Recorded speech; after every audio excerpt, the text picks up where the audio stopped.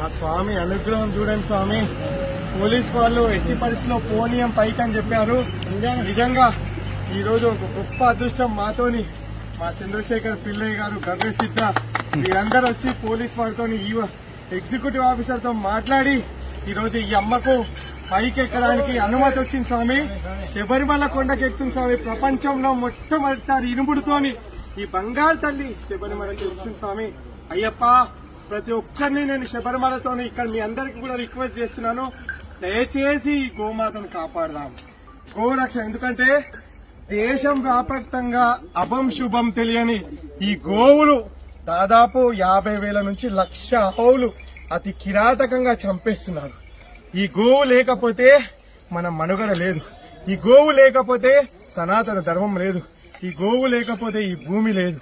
ఈ భూమి ఆరోగ్యకరంగా మంచి పంటలు అందించాలంటే ఈ గోమాత